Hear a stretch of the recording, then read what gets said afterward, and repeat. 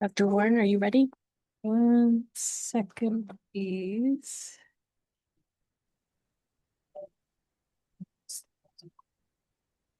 We're now live on Facebook. Thank you, Greg. I would like to call the business meeting of the Portland Board of Public Education to order. It is Tuesday, June 9th, 2026. We're meeting in a hybrid format with some of us here at Casco Bay High School. Board Member Opperman, Vice Chair Bondo will be online, and the rest of us should be here in person. We also have a student rep coming in online in just a few minutes. Dr. Warren, will you please call the roll? Board Member Ali, Member Yusra Ali, Vice Chair Bondo, Présente. Member Bryden, Here. Member Lena, Present. Member Noor, Member Upperman, Here. Member Sawtell, Here. Student Representative Grant, Here. Student Representative Milstein-Jones, Student Representative Mohammed, Student Representative O'Brien, Chair Lentz. Present. Thank you. Now we'll do the Pledge of Allegiance once the flag comes up. Pledge allegiance to the flag, the United States of America, and to the Republic on which we stand, one nation, under God, civil and visible, liberty and justice for all.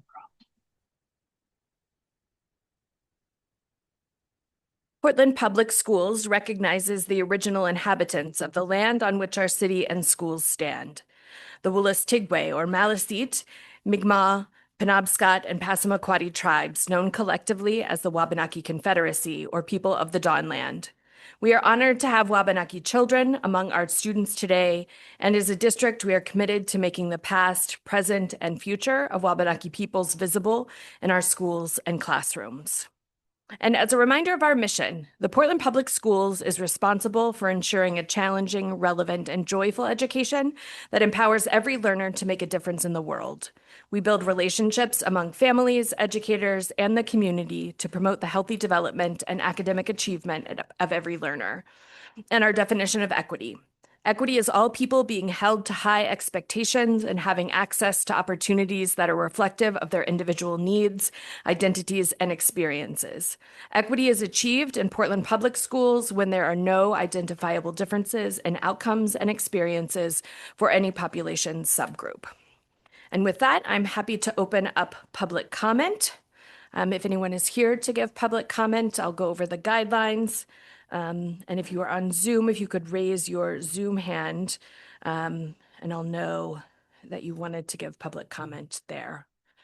Also, could we move Safa Mohammed over? She's a student rep and she's on the attendee side. Thank you.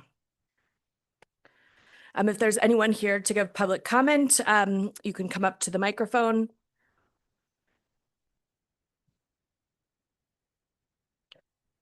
Okay, so I'm going to go over the guidelines.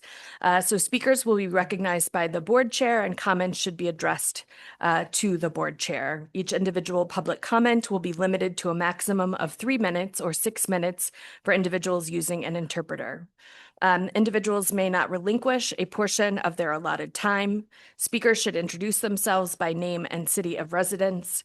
Members of the public may speak on any subject directly related to the school and education matters, except for personnel matters, complaints, or positive comments concerning specific employees or individuals, or matters pertaining to individual students, which shall be addressed through established policies and procedures. Discussion of personnel matters is not permitted during the public comment period due to the privacy, confidentiality, and due process rights of school employees. Speakers must refrain from engaging in disruptive conduct, including but not limited to using vulgar and/or obscene language, threatening others using words or by other actions, using pejorative or discriminatory language with reference to a person or a group on the basis of their religion, ethnicity, nationality, race, color, descent, gender, or other identity factor, making defamatory comments, exceeding the allotted time limits, talking over, interrupting others, and offering comment on matters unrelated to the school board, to the school and education matters. The board will not respond to any comments given. The audience is asked to refrain from responding, including applause, comments, or disruptions. I will stop any public comment that is contrary to these rules. Individuals who refuse to comply may be asked to leave. I will keep the time and raise a yellow folder indicating that you have 30 seconds remaining and a red folder signifying the end of your time. So with that, go ahead. Okay. I'm speaking also on behalf of my wife tonight. So I'm John Russo. My wife is Joanne Russo. We're at 1455 Riverton Road in Portland. And this actually is going to be a little over 3 minutes. I timed it. So it's going to be like probably closer to under 4, but that's okay. Okay. So good evening, board members and Mr. Superintendent.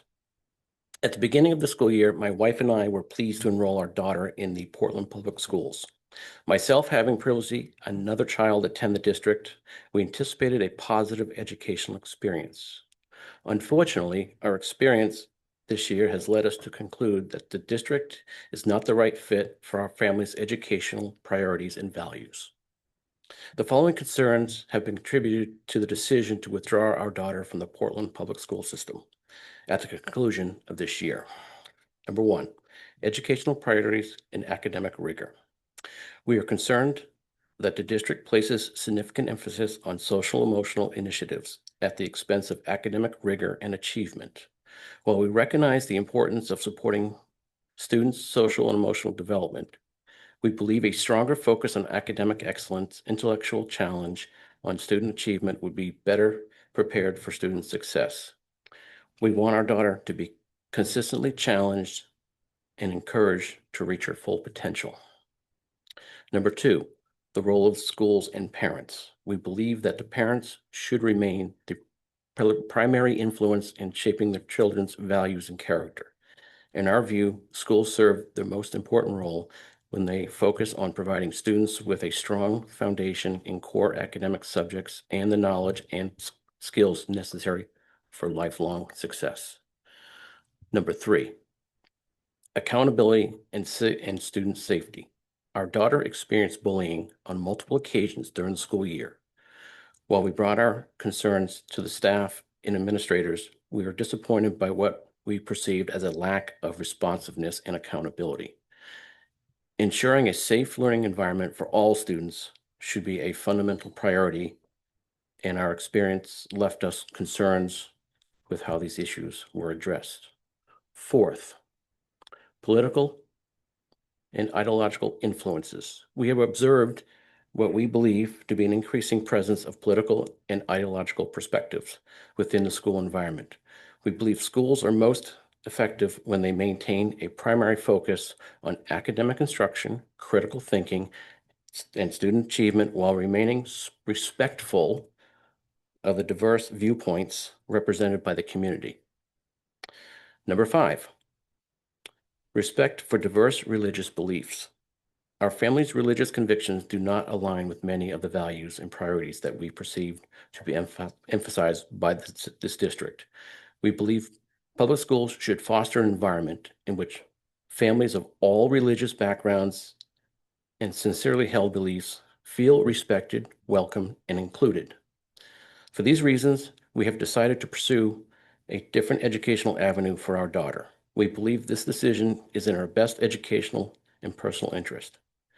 In closing, as taxpayers and members of the community, we expect Portland Public Schools to provide a high-quality education that prioritizes academic excellence, student safety, accountability, and respect for the diverse values of families it serves. Regrettably, you folks haven't met our expectations. Thank you. Have a good night. Thank you, John. Is there anyone else that would like to give public comment, either in the room or on Zoom? Okay, I'm not seeing anyone approaching the podium or any hands on Zoom. So I'm going to go ahead and close public comment and move on to my remarks. As we move into June, our schools and our city are making some of the most meaningful moments of the year, or marking, excuse me, some of the most meaningful moments of the year. First, graduation season is upon us. Last week, we celebrated the accomplishments of students from Casco Bay High School, Deering High School, and Portland High School. Together, 479 graduates crossed the stage and began their next chapters. Portland Adult Ed will hold 2 graduations over the next 2 weeks, adding 76 students getting their high school diploma, which is our biggest class ever, 61 students who have passed their high set exam, and 90 more earning a workforce certificate. On behalf of the Portland Board of Public Education, congratulations to the class of 2026. And I'd like to do a little applause. Beautiful. We are proud of all you have accomplished, grateful to the families and educators who have supported you, and excited to see the many ways you will shape our community and our world. I also want to remind anybody that's listening that today is election day and polls are open until 8 p.m. We also humbly ask that you vote yes on our school budget referendum. And finally, June is also Pride Month, a time to celebrate the LGBTQ members of our community. One of the ways that we celebrate, which is also one of my favorite things that the district does, is participate in the annual Pride Parade here in Portland. And we invite you to join us. We will have a big yellow school bus decorated in all things rainbow and maybe even some bubbles, and you can walk or ride beside us. Keep an eye on social media for the meetup time and location. And with that, I'm going to turn it over to the superintendent. Oh, I didn't say when the Pride Parade was, which is June 20th in the afternoon. So, change times. I'll get the time. That's okay. Just watch social media. We'll tell you where to be. Good afternoon, everybody. It is great to be here. Chair Lentz, you took a couple of my pieces, but I am not going to skip graduation. One of the things that I get to do at each of the graduations is talk a little bit about the accomplishments of each of the classes. And across the 3 graduations last week, having just an opportunity to share about both what students accomplished in their high school time as well as outside of school. We're just too numerous to recount here, but truly an impressive class of 2026. It's clear that we should both be proud of who they are now and where they're headed. And so just want to wish them all the best. One of the groups that we had at graduation was Prevention Action Change. And so a sincere thank you to Prevention Action Change that staffed outside and inside at each of the graduations, just to make it a safe, welcoming environment for all. And for families who couldn't join this year, we live streamed all of the graduations and had over 200 viewers in countries across the world watching graduation. And so it was truly a nice event. During graduation season, we also have step-ups and middle school move-up ceremonies as well. And so congratulations to all of our younger students as they go through that over the next week. This Friday, our community has an opportunity to celebrate 20 years of East End Community School. It's hard to believe, but it has been 20 years. This is a special milestone, and so we welcome everybody to join from 3 o'clock to 6 o'clock on Friday. Middle school engagement for looking at the future of our middle schools has started and is now underway. I want to thank everybody first who applied and second who are going to serve on these committees. And so we will post those on our website so that we have all the information there. And even for individuals who aren't able to give the time to sit on a committee, that they can follow along to the work. And so please check out our website for that information. Last, we are still looking for some families to join our Special Education Parent Advisory Committee. This group will play an important role in shaping how we serve students with disabilities, and we would love to have a couple more families at the table. Applications are open now and close on June 21st. Please look at our website for more information on that. Those conclude my comments for the evening. Thank you. Thank you. And up next, we have the report of the secretary. We have the consideration and action to approve the meeting minutes of May 26, 2026. Are there any corrections to these meeting minutes? Hearing none, the minutes are approved as distributed. And now we have our focus on education, which tonight is on our multilingual and Spanish immersion programs. Yes, and so I'm going to welcome up Dr. Proctor, Carlos Gomez, who is our Director of ESOL and Multilingual Learning for our elementary network, and Teresa Lee, who's the Director for our secondary. Part of our strategic plan calls out looking at our multilingual programming and our Spanish immersion programming. And so this past year, they've been working very closely with an outside group evaluating our current programming, benchmarking it, and making recommendations. And so I think they had an opportunity to preview this for our curriculum committee last night, and we'll be doing this for the whole board because of its importance. And so happy to welcome them up. Before Mr. Carlos Gomez comes before you to share the report and the reporting from Cal, I just wanted to do the introduction and thank both Carlos and Teresa Lee and all of the ESOL teachers and staff that have contributed to the investigation and review of our programs that we're able to report on for you this evening. So just wanted to share my gratitude for the team that has done a tremendous job. Carlos? Slide deck. Yep. We have the slide deck that we're going to project, and our presentation from Cal is ready and queued up to go. Which do you want to do? Open up the slide deck, yep, and then we're going to queue for the presentation from Cal. Yep. And I'll run back and forth. Okay. Oh, the slide, our PPS slide deck? Greg, if you can pull that down, I'm going to put up the slide deck first.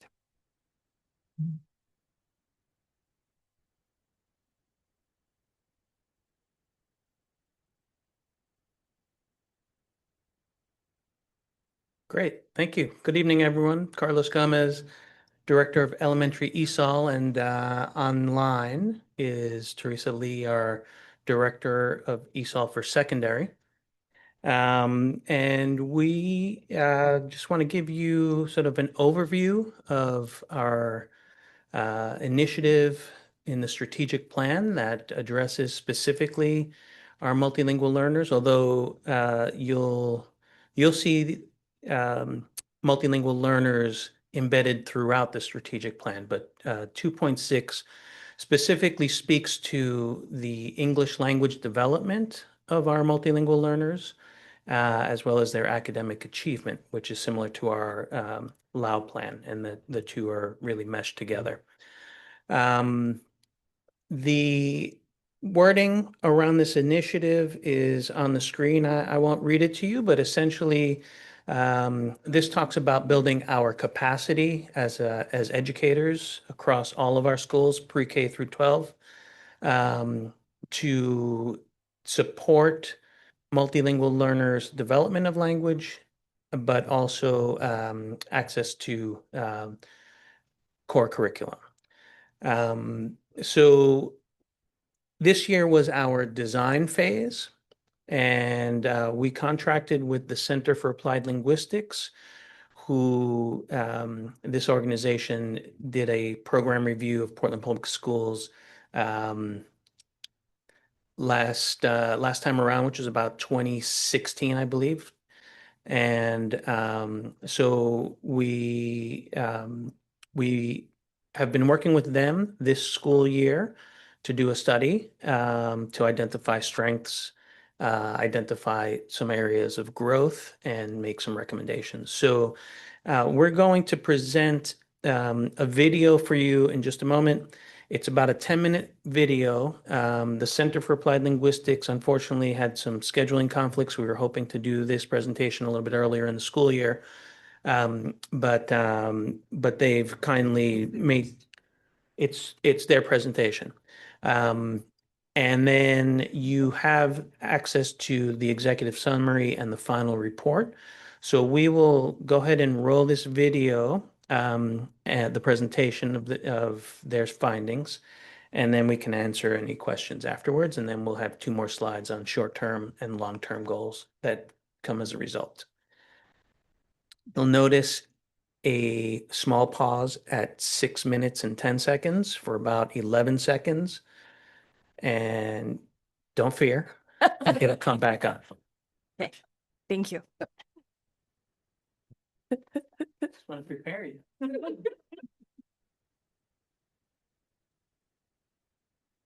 Greg, if you can do the video now.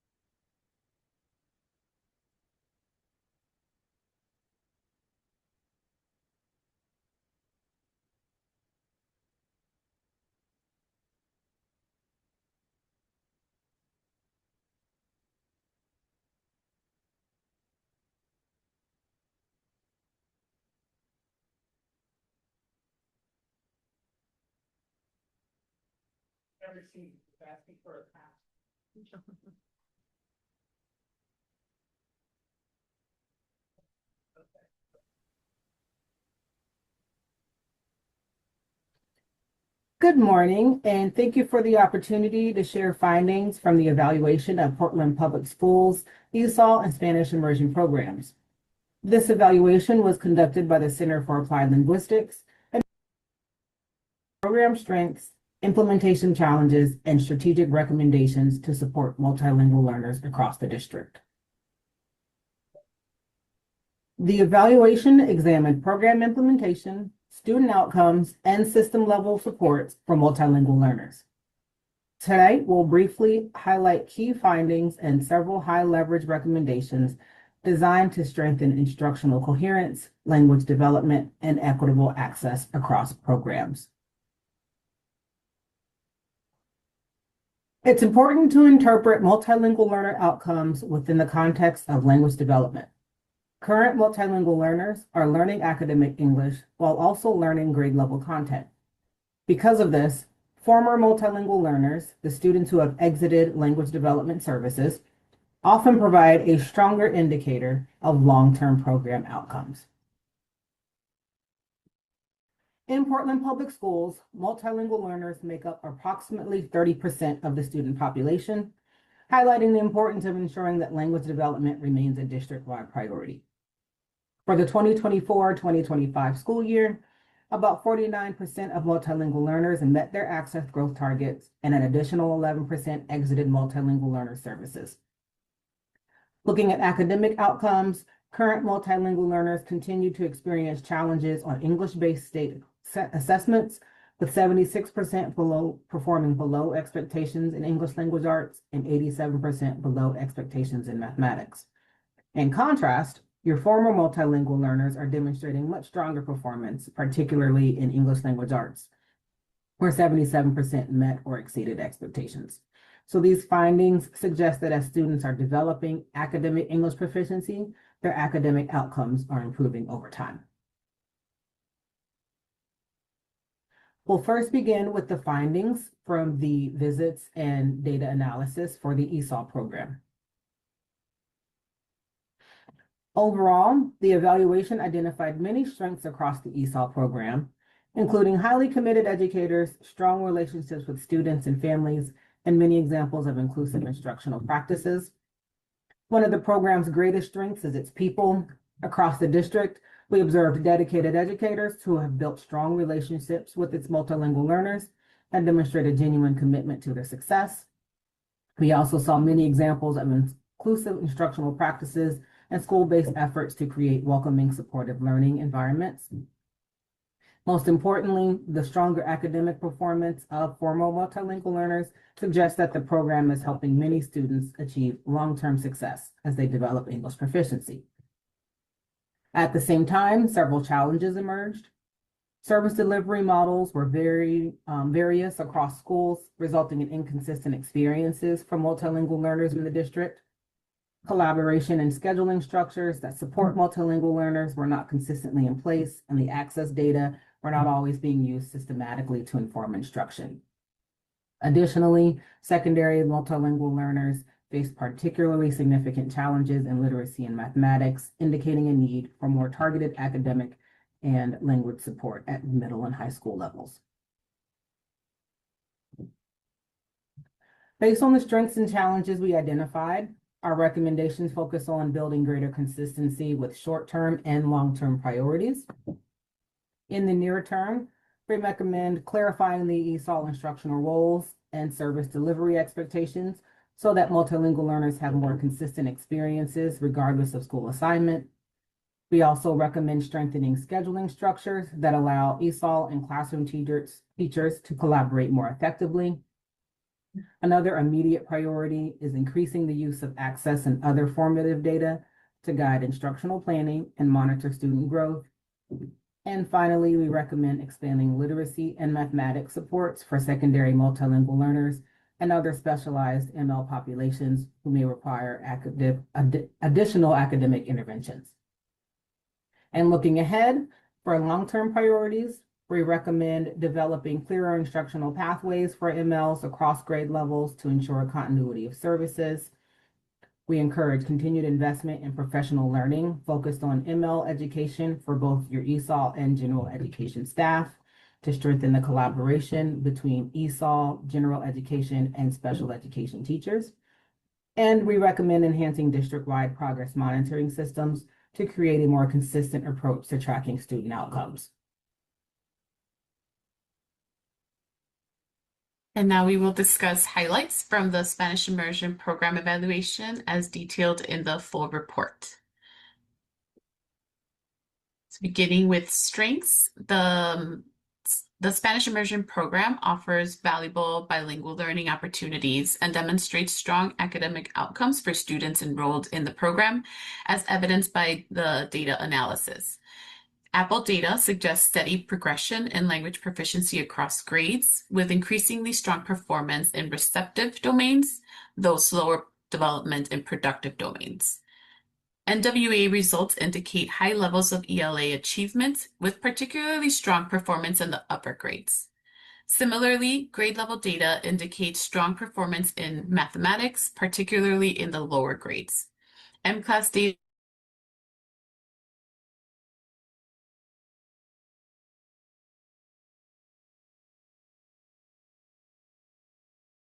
classroom visits and focus group data show that overall, teachers held a strong commitment to high quality instruction, particularly at the elementary level.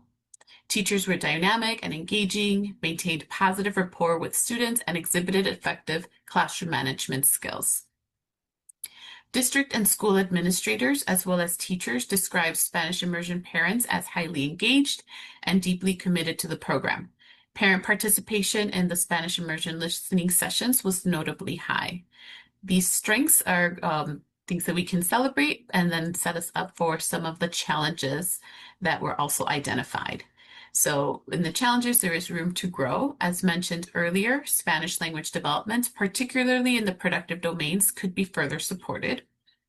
Enrollment numbers and themes from focus groups with admin, teachers, and parents point toward limited access for multilingual families, highlighting the need to expand access so that the program reflects the linguistic diversity of the district.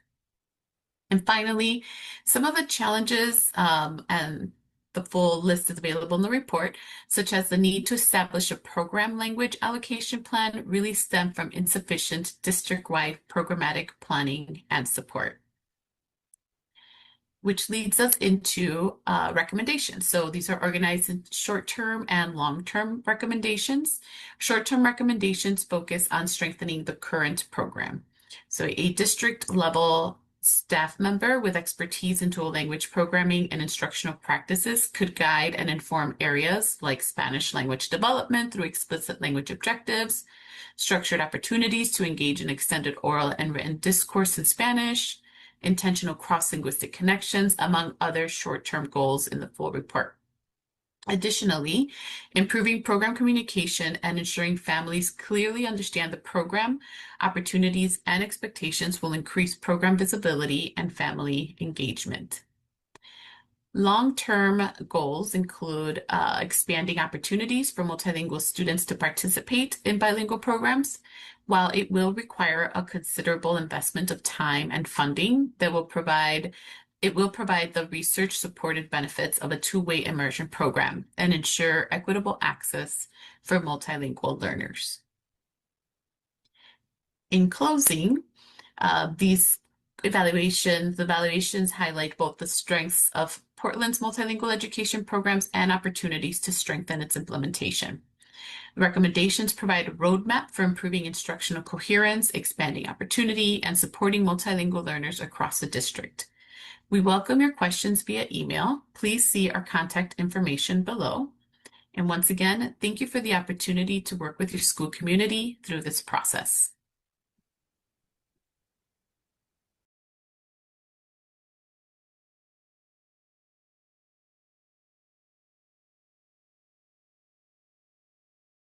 Linguistics findings, and be glad to answer any questions related to their study. But you also have contact information to reach out to them directly too, if there are some questions that that they could speak to. And I think, got Teresa Lee on the line as well, if there are any secondary specific. Questions from the board right now? I just, Board Member Sawtelle, go ahead. I saw a term I've never seen before. What does the term productive domains mean? Anything in which you produce language, so speaking and writing, Thank you. and receptive would be listening and reading. Thank you. Vice Chair Bondo, go ahead. Thank you, Chair. Thank you for the presentation. We had the presentation. We have a few of the law plan yesterday evening. So I have actually 4 questions, but I will go with 3 only. So I think maybe, I don't know if the team can answer, I think on the challenges. I've tried to get a little more detail on one of the challenges, meaning on the inconsistent use of access data to guide instruction. So can I just understand the current, what we're doing right now, and what are we presenting to us, if the accuracy of what we've been presenting, if we have that inconsistency of that area. I mean, it can be elementary school, but I'm mostly concerned to the middle school and high school. And also the way we are tracking the milestone for the IEPs for 504 plans, if we have the inconsistency on the of the use of those access data to guide instruction. So because it's really relating on my question yesterday about how well are we doing the ILP for individual students, especially into the categories. I don't know if my question is making sense to you, or you want me to rephrase it differently. If I could try to summarize it and address it. Essentially, I mean, at the core of your question, sounds like it is, how do we use access scores if the Center for Applied Linguistics is finding it inconsistent or not optimized? Exactly. So, okay, so access scores essentially are, the access test is given in January and February. Remember that this year we had, for example, lots of different activities in the community that were that sort of affected that time in January, February this year. We get the scores 4 months later in May. We reflect on those scores as a team, as a district, as a school, at various levels, all the way down to the individual student level with ESOL teachers and language acquisition committee teams, and if a student has an IEP as well, with the IEP team. And then we make decisions about programming and instruction that we essentially implement in September. So it's about an 8-month gap in those access scores in terms of action taken on them. So we have lots of different data, and we talked a little bit about this yesterday around qualitative and quantitative data that informs our programming. So I think what the Center for Applied Linguistics is communicating to us is that we can be more deliberate and purposeful about how we use any and all data, including access. And that's where we talked a little bit about the data dashboards, for example, yesterday. So hopefully I've addressed some of that question, but that's an ongoing conversation, and we'll actually talk a little bit about that as far as next steps. Vice Chair Bondo, did you have another question? Yes. But I see Miss Lee, she just raised her hand. Maybe she wants to add something. Thank you for flagging that. I didn't see. Yeah, go ahead. Thank you. Just to add, at the secondary level, especially, schools have been working to have not just the ESOL teachers looking at that access data and adjusting instruction based on language proficiency, but really trying to get that data into ELA classes, math classes, science classes, social studies classes. And I think that might be part of what they were referencing in the slide this evening. Okay. All right. Thank you. So yes. So I'm going to my second question, and we've been struggling with the math for years, especially in the target population of our students. So my question should be on both sides, elementary, and I think elementary, but mostly middle school and high school. So I'm just wonder if our student struggles with any complex mathematic words, are we capturing the way the student is not understanding the mathematics, or because he's not understanding the vocabulary? How do we capture that?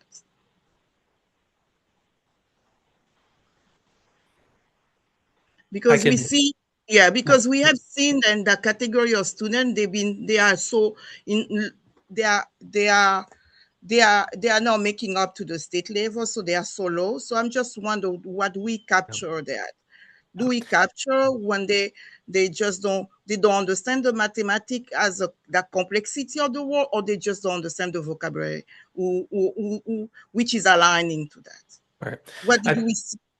Yeah. I think the core of that is that there's both language and content embedded, and our commitment is to the development of language and to ensure that our students, our multilingual learners, have access to achieve at a high level in the core content. So it's a two-part answer, I think. Not to get too technical, but the WIDA access or the WIDA standards for various for multilingual learners includes the language of math as a standard, as well as the language of science, the language of social studies, the language of language arts, and interpersonal social language. So we are developing our classroom teachers' ability to use scaffolds to scaffold the content while we teach the language of math in this case. So that's part of how we address that. And at the secondary level, I'm not sure if Teresa might have something additional to add. The one thing that I would add is that, and you'll see in our next slides, that math will take a more of a center focus in the short term. All right, thank you. Please go ahead, Ms. Lee. Well, Carlos stole my answer, so to speak, but the focus, a large focus in the the ESOL department next year will be working with math teachers and ESOL teachers to increase scaffolds in math classes. And we have teachers who are going to be co-teaching in math at the middle school level. And we're going to have PD and support around that, working with the academic team. Okay, great. So my last question is on the, I have many, couple years ago, and I think last year, I have many parents been asking me, they've been complaining a little bit, the response on some of those mathematic reaction, because what they mentioned about, then most of the kids, they try to translate, I mean, the translate, how you say that again? Translanguaging aspects of their head. I mean, they are translating on their own language as a toolkit before making up to the answer of the response, or maybe, you know, try to solve the math equation. So I'm just wonder how we are bridging that framework around professional development, so teacher can understand, and those are all those are students are speaking different languages, so it's taking them little time to try to translate on their own language before answering the question or moving to that area. So are we bridging that translanguaging framework to the professional development, so teacher, they understand, and they are not slow, but they have that mechanism still in there?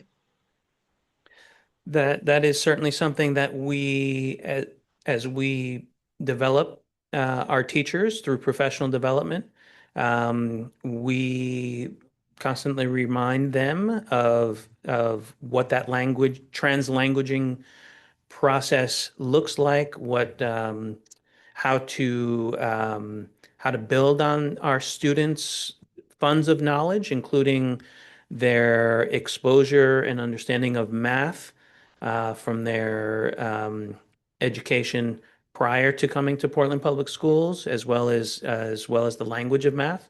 So that is all within the domain of the classroom teacher's professional development, along with specific language scaffolds that allow for the content to be more accessible for students, as well as other instructional techniques for teachers to teach math. So that is actually the topic of, and that might be a good transition to our short-term solutions here, or short-term plans, based on the presentation that you just heard from the Center for Applied Linguistics. Perfect, thank you. And I really look forward to see how we're moving those strategies forward. Thank you so much. Thank you, Chair. I'm done. Thank you, Vice Chair Bondo. Board Member Upperman? Thank you, Chair. Thank you, Carlos and Teresa. Appreciate it. You've done a lot of work, particularly with the curriculum committee as well as for the board. My question relates to a comment made by a multilingual parent in the middle school study discussions. We had a meeting with lots of parents and community members, and one of the conversations was that if their child is not doing well, whether it's the translanguage issue that Mickey brought up or other reasons, is there after school opportunity or for math and ESOL help in that area at this point? And I'm looking at the middle school to high school age. It's, you know, how do they get extra help on a particular topic? Tier 2 type RTI type stuff is what I would refer to it myself. But thank you.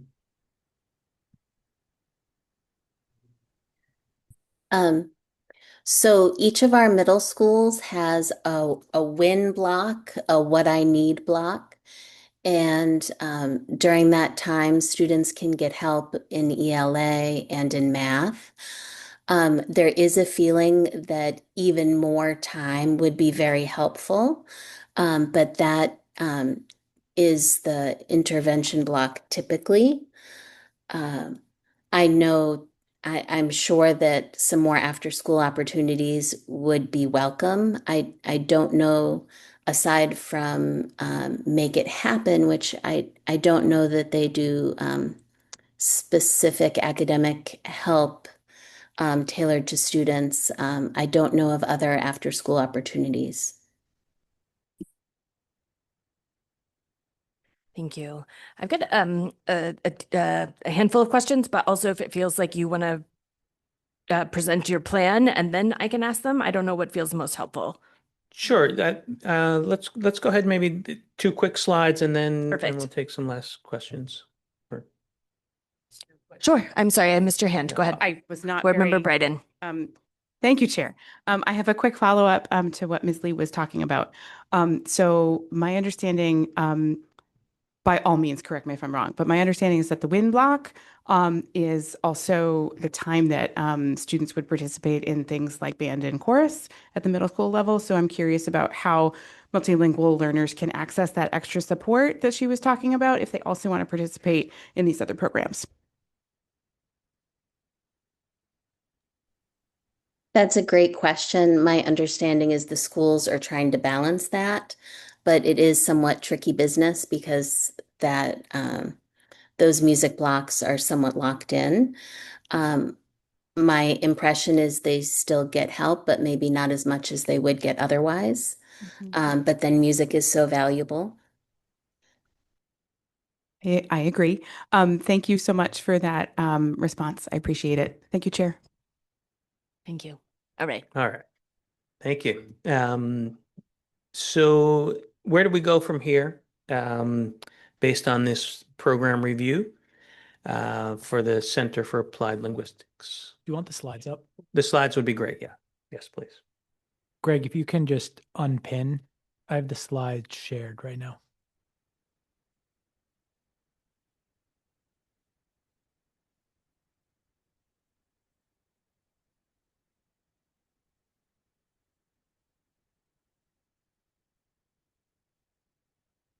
It's a lot of technology happening.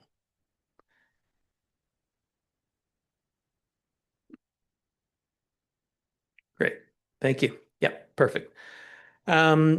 So in the short term, so we're talking about next academic year, we have and we'll continue to fine tune and prioritize these items. But essentially, we know that the first 2 bullet points will address many of the short-term needs. So the first one is conducting a community-wide, district-wide engagement, family community engagement process to see where we are with dual language immersion, to see to engage schools, families, et cetera, to see where we have the community will to have a dual language education program. So we'll be working on that and also focusing on math instruction. So similar to what we did in the elementary and middle school level this year, where our ESOL teachers and coaches are collaborating to develop teachers' capacity to work with multilingual learners. Whereas this past year, we focused on English language arts and the ELELA curriculum. We'll continue to do that during this coming year, but also have a higher priority on math instruction and illustrative math. So those are the big 2. One of the recommendations that you'll see in the executive summary and the full report is to develop a data dashboard specific to multilingual learners. So that's something that we're in conversation with our data team to be able to do. And then there are some other considerations as well around collaboration, around endorsement for ESOL instruction in our classroom teachers, so professional learning community. So these are all things that we're considering, and we're taking this week. We have sort of the final steps, and through the end of June to concretize what those plans are for next year. So that's the short term, and then in the long term, sort of over the next few years, again, still working with our LAO plan, still working with our strategic plan. After we pilot some things this year, what are some of the things that we will put in place for the following years? So we'll continue to work on the school board's resolution from 2023, in which we're looking to have as many general educators credentialed to work with multilingual learners. We will continue to build out our strategic plan initiative 2.6 with a mission measure on access growth targets. One thing that I don't remember if we said earlier, but the access test has undergone some changes. This year is a baseline year, so we are unable to compare to previous years, but it will serve as a baseline for growth and trends moving forward. So that's what we'll do in the long term. We'll continue to monitor on a yearly basis. And yesterday we talked a little bit about how the LAO plan and the LAO plan advisory committee specifically focuses in on program goals that are in section 11 of the LAO plan. And anything else that might come along. We know that the national landscape and picture changes, and that we feel the effects of that shortly thereafter. So we'll be kind of pendientes or aware of where we are with that. So that's how we're using the findings from the program review, and it sounds like you might have a few extra questions. Yeah, I do. Also, I'm just realizing it's been a while since we've gotten an update, so I'm just thankful that you are all here. And I have kind of like three different categories of questions, which is just generally, I think it would be great to get the board just like a set of data about who are the students that are in our multilingual, who are identified as multilingual, and kind of like where they are, and any other demographic information we can. I just love to understand the big picture as we are, clicking down, and including like things like the top languages, because I know that is like shifting over time, right? And then one thing that we talked a lot about a couple years ago, and I'm curious to hear where things are now, is that we were seeing young people come in with lower language skills in their first language. And so like the supports that we were providing were having to shift a little bit. And I'm curious if that is still the case, and kind of like, I know that our numbers are kind of like slowing down in coming into the district, but in terms of the language acquisition, where students are coming in at, could you speak to kind of where they are right now and what it might look like moving forward? Sure. And to your first question, we building out this data dashboard on multilingual learners will sort of have that at your fingertips, but we also have other tools, including PowerSchool and Elevation, that give us live data on who our current multilingual learners are.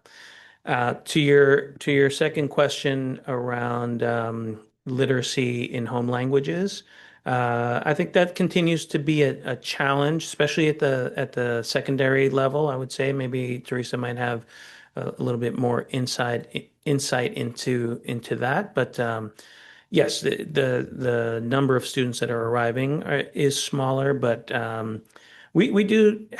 I think what we're seeing more of is students moving from other districts, either in Maine or New England. Secondary. Yeah. So, yeah, I don't know, Teresa, if you have any insight. Yeah, looks like.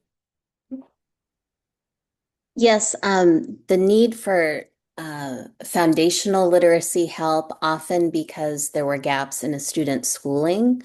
We're definitely still seeing that. And so one thing I'm working on with the secondary network team is to have an intervention system for foundational literacy for grades 6 to 12. And that will be a focus of the secondary network team next year. One thing that we've already locked in is we have an assessment that we're using in elementary. That company has rolled out the assessment to support up to grade 8. So we'll be talking the same foundational literacy language from K to 8, which should really help. And we're looking for a similar solution to high school. So that's something the secondary team is working on, not just for MLs who have gaps in their schooling, but for any student who, for whatever reason, has missed some of those foundational literacy skills. Beautiful. Thank you for that update. And that's just an exciting update. And then to kind of go back to the ESOL certification for staff, the 660 certification, part of the board resolution was from just hearing from schools and educators that there was sometimes like separation in the schools of, students and families only being able to talk to certain teachers or educators to get the information that they needed or the support that they needed. And part of, was just broadening. And so I guess I'm curious, and this is more like an anecdotal thing. Like, are we seeing with the increase of people with the 660 certification, like, are we seeing people like utilizing those and then the network of support feeling bigger in schools for multilingual families, or not quite yet? Or just like, how would you say that the impact of the 660 certification is landing in schools? So just one point of clarification. The 660 endorsement is attached to a teaching certification. So these are 5 courses in addition to teaching certificate that sort of give the 660 endorsement, which would allow that teacher to meet the LAU plan in terms of direct English instruction. The board resolution from a few years ago was sort of a credentialing. So it wasn't a full 660 endorsement. It wasn't 5 full courses. It was, for example, Elevation Strategies. One of the platforms that we have has 4 asynchronous 1-hour-long units that build a teacher's capacity to work with multilingual learners. So that would be part of the credential, or to take a PLBSS class that we helped create that one of our ESOL teachers instruct. So there are multiple entries and opportunities to be credentialed, but the full 660 certification is a much deeper route. But I think overall what we're seeing is, especially with the professional development work that we did this year at the elementary and middle school level with using multilingual scaffolds in the ELA curriculum, much higher interest, a much higher awareness. I've had more teachers asking about how they can learn more. So I think it's doing what we've intended it to do, to just raise awareness and curiosity around language learning. Beautiful. Thank you for that. And then I just had some more questions around the Spanish immersion / transition to dual language, which I just think the move to dual language is really, really, really exciting. And I think we'll celebrate the strengths of our district even more by providing those opportunities. I've had so many conversations in the community about the Spanish immersion program. And I think the concerns that I have heard are, that it's pretty homogenous in terms of its enrollment within the program. And that often, and I don't know if any of this is true. I'm saying the concerns out loud because I would like data to understand if it holds but that, that students in that program are often seeking outside support for English tutoring and academic support, and they're able to access that outside the program. So I would just be curious to see demographic data over time about who those students are and like, I think the dual immersion will set us up to potentially not be so homogenous within that program. And then I'm assuming that then the design will come from the ideal kind of like target students that we want in that program.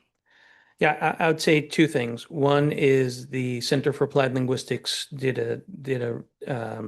you'll find the information that you were just requesting in the executive summary as well as the report. So I think that gives you a level of detail that will answer your questions around that. And then secondly, as part of the community engagement process next year, it would sort of raise awareness around what is the difference between Spanish or one-way immersion and dual language immersion. And the short answer is most of the students in a one-way immersion do not speak the target language, Spanish in this case, and are learning it from their teacher. Whereas a dual language immersion, half the student population is English speaking, half of the student population is target language speaking. So if it's Spanish, Spanish speakers, Portuguese speakers, or a 1/3 bilingual, something along those lines. And that students are learning content and language from each other as well as from the teacher. So it's a research evidence-based strategy for teaching multilingual learners English and for monolingual English speakers to become bilingual or multilingual. Yeah. So we would have those conversations next year. Awesome. And we've been having them for a while. Yeah. And again, the report kind of highlights the values of each type of program. Beautiful. I'm excited to dig into that. As you can see, I like a lot of data and getting into the weeds, so I really appreciate that. Yeah. And then just another thing that I've heard from the community is just that there's sometimes challenges running a program within a school. And so I'm glad that the community engagement will be there to help with that. And a school within a school model is challenging. I also would think about critical mass. Do we have a critical mass in specific languages, in specific school communities? And again, that's something that will come out in the conversation next year. But ultimately, is there a willingness by our community, including the school boards, including the school district, to support a dual language immersion program? Beautiful. No, and I'm excited for updates. I've been also hearing a lot from the community around Portuguese and Arabic as potential options. So just putting a plug in for those. But just thank you to you and your team and all the educators because you're doing awesome work. Anything else from board members? Now that I've asked my 15,000 questions. Okay, let me just double check Zoom. Okay, that's it. Thank you so much. Good evening. Thank you.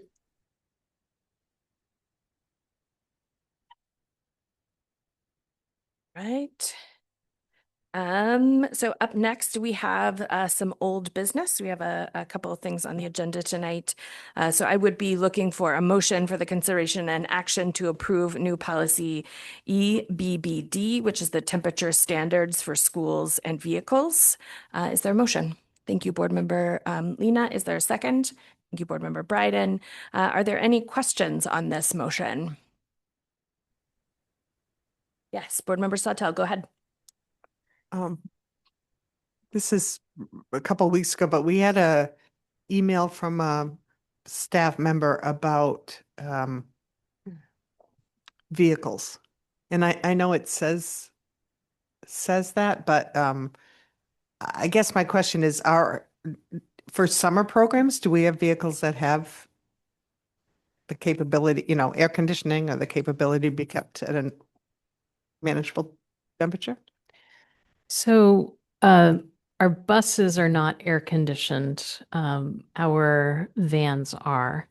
And so we have basically do all the things we can to keep the vehicles as cool as possible, opening windows, providing shade wherever possible, water, ice, that kind of thing. 2 summers ago, we had a particularly bad heat spell when there was really nothing we could do to make a bus, cool enough from our perspective, particularly to have students on it for a long ride. So we were, in particular, trying to get students down to the Margaret Murphy Center in Saco, which meant they would be on the bus for about 45 minutes in some cases. And in that situation, we really did not want to have to cancel the transportation because we wanted students to get to their program. And so we came up with a quick plan and divided students between vans and assigned people to the vans and made do. It's not ideal, but it's just the reality is that school buses are not currently equipped with AC. I think over time, as we're looking to purchase new vehicles, we should really be, considering that. I would argue that we should go ahead and make the extra expenditure. We've also looked into retrofitting some buses, and I think we would prioritize some of the specialized program buses that transport our students with IEPs.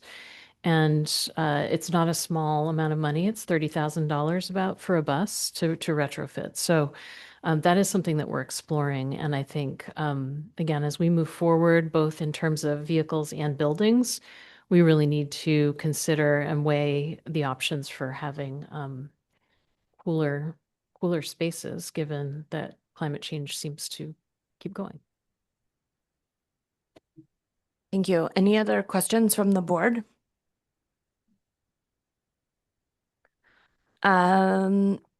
Any public comment on the motion? Okay, I see none, so close public comment. Any discussion from board members?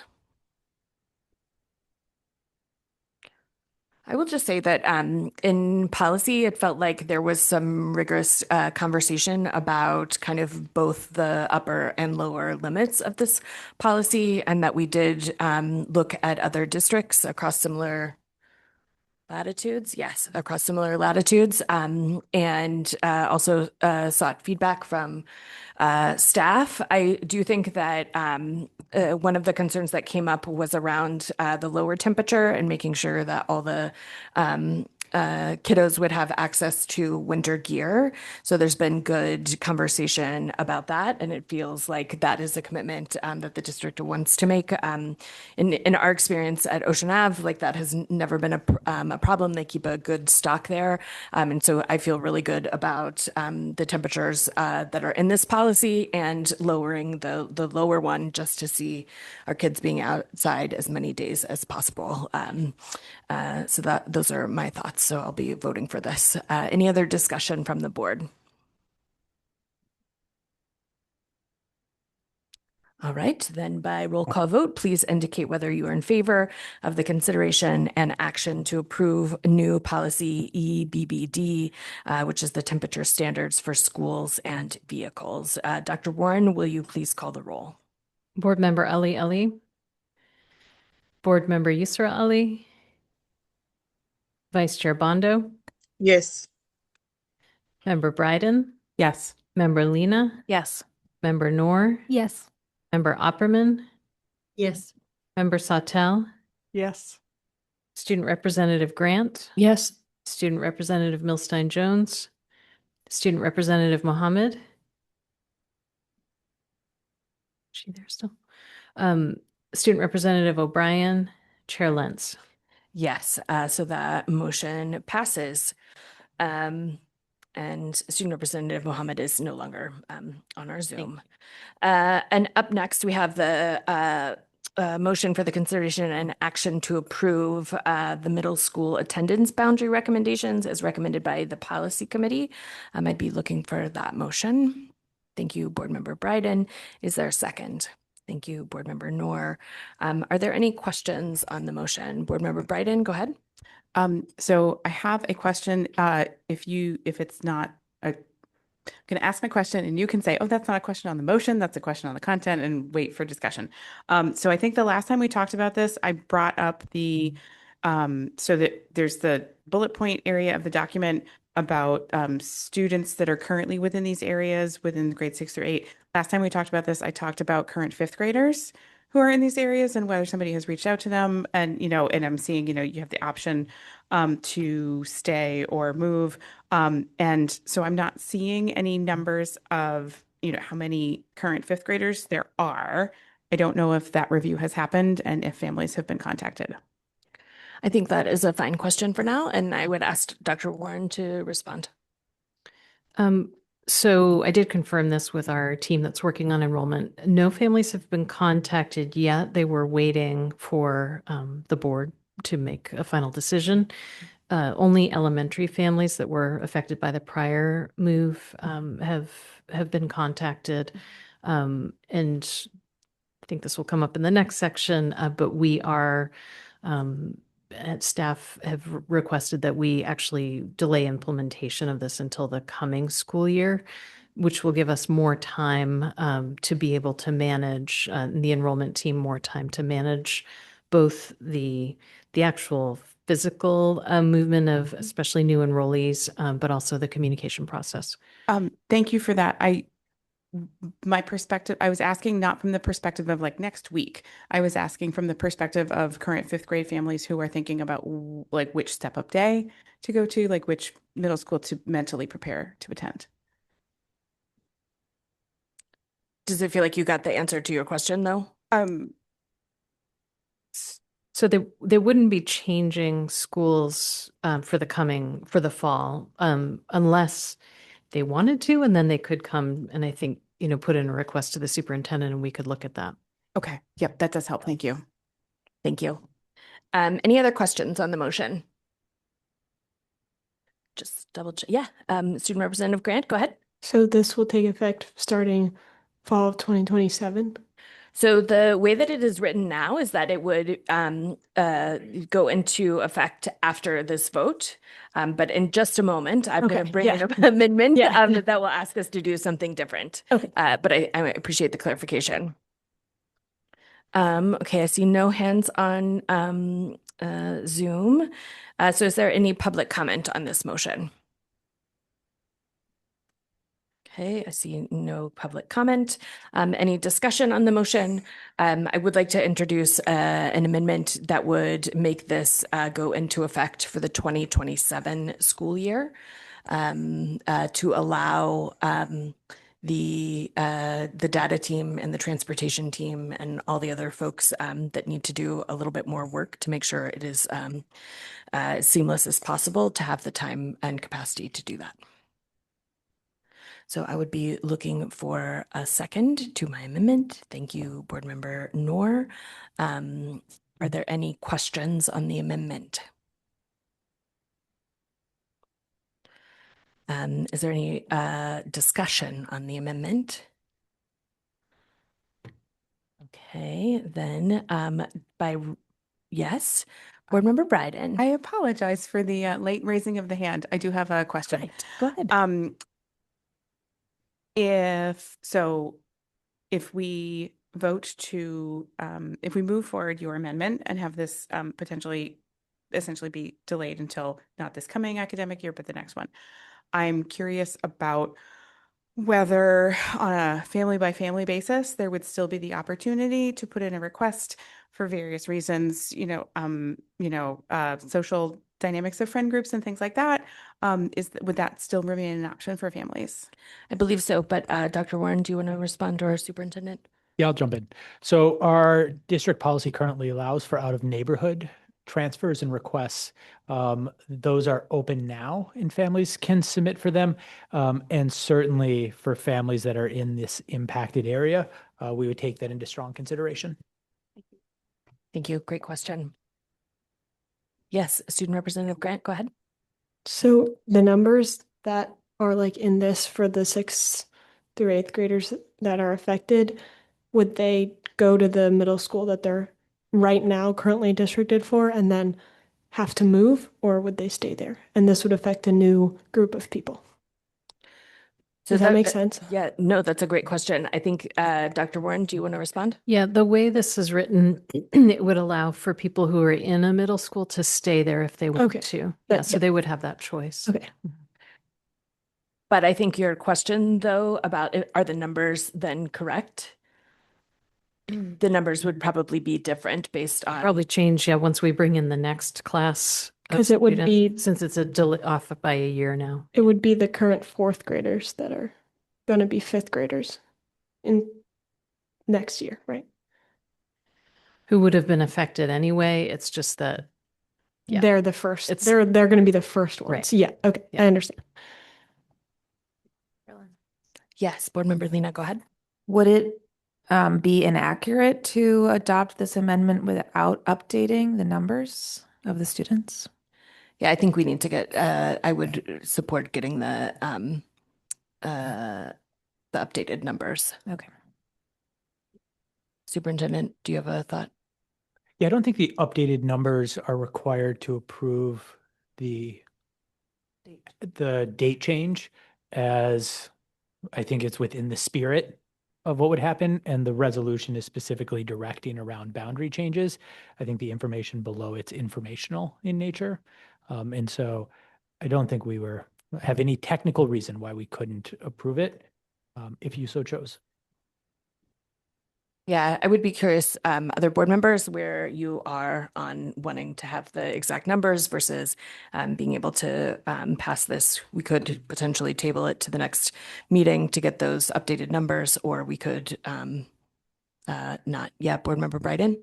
Thank you. So given what we're seeing for 23 students and 10 students, I would expect that the numbers would be relatively in line with that. And we're not talking about vast numbers of students. And it does feel like if teams within the staff are waiting for action in order to be able to move forward with the work, it does feel like it would be acceptable, at least to me, to vote on your amendment, knowing that the data points we have are approximate. Thank you for those thoughts. Board Member Opperman, go ahead. Thank you, Chair. My thought is that we should move forward with it, largely because we don't really know what numbers there would be of fourth graders going into fifth grade, or fifth graders going to sixth, because of all the changes that could happen within a year. So it could be up 5, 10, and all, even to this fall, if some people moved to different places or moved into district. So I think we should just move forward with the idea that these are the boundaries and when they'll be in effect. Thank you, Board Member Opperman. Board Member Lena? I agree with Dr. Opperman. I'm not going to vote in favor of your amendment. Thank you. Okay, so any other questions or thoughts on that? Okay, so then we have an amendment on the floor that we've asked questions for. We've had discussion. So Dr. Warren, will you please call the roll if you are in favor of the consideration and action to amend the motion by adding the language that this will take effect in the 2027-2028 school year? Dr. Warren, will you please call the roll? Member Ali. Member Yusra Ali, Vice Chair Bondo. No. Member Bryden. Yes. Member Noor. Oh, me. Oops, I'm sorry. I apologize. Second. Member Lena. No. Member Noor. Yes. Member Opperman. Yes. Member Sawtelle. Yes. Student Representative Grant. Yes. Chair Lentz. Yes, so the amendment passes with 5 board members voting in the affirmative. So now we have an amended motion on the floor. So are there any? Yes, Board Member Lena? I have an amendment. It is to change the language on the second bullet point to read, and the last part, from King into Lincoln. Can you say that again? It used to say It's posted there now. It used to say King into Moore. It says King into Moore, at least the one that I clicked on. No? Does it say No, like? maybe refresh. It could have been an earlier version. Oh. The one I'm seeing says King into Lincoln with Lincoln updated in yellow. Oh, thank you. I know. Diligent. Refresh. Sometimes it just has to be refreshed. Thank you. No amendment from me. Perfect. Good eyes though. Any other amendments or discussion? Okay, then by roll call vote, please indicate whether you are in favor of the amended motion of the middle school attendance boundaries recommendation as recommended by the policy committee. Dr. Warren, will you please call the roll? Member Ali, Member Yusra Ali, Vice Chair Bondo, Yes. Member Bryden, Yes. Member Lena, Yes. Member Noor, Yes. Member Opperman, Yes. Member Sautel, Yes. Student Representative Grant, Yes. Chair Lentz. Yes, so the amended motion passes. Thank you very much.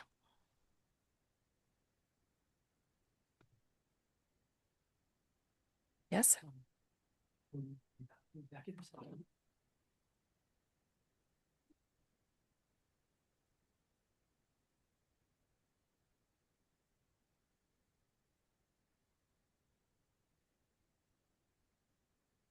We're just waiting to see which executive session we're going to start with. Is that right? No.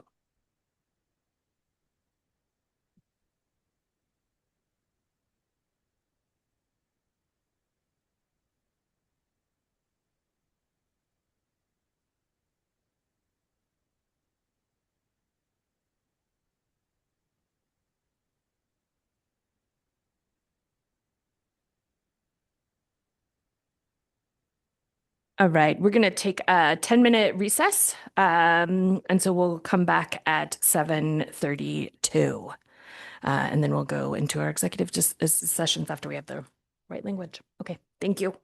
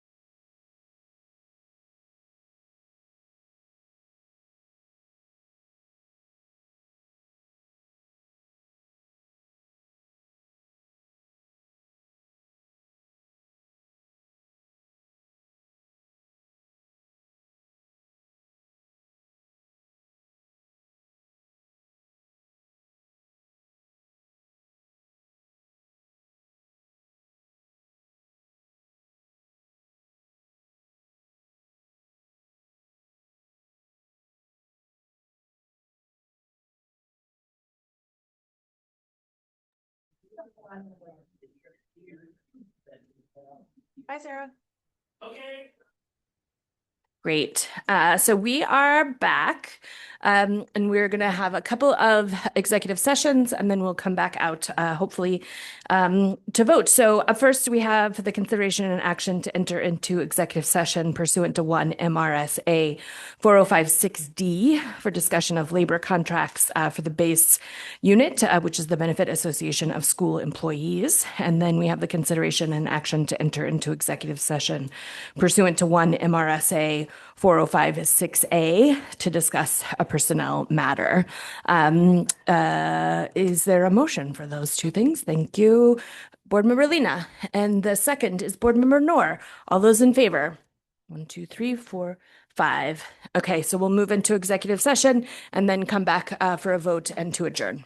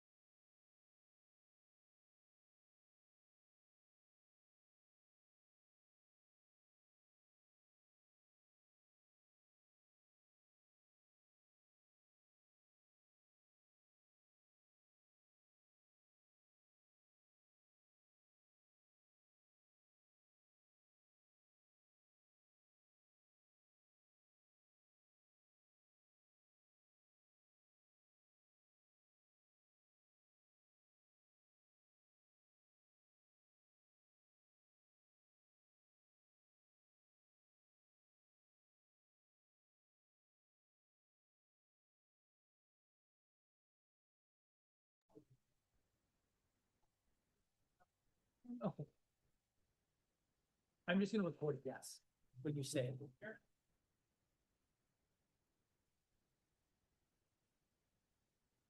Thank you.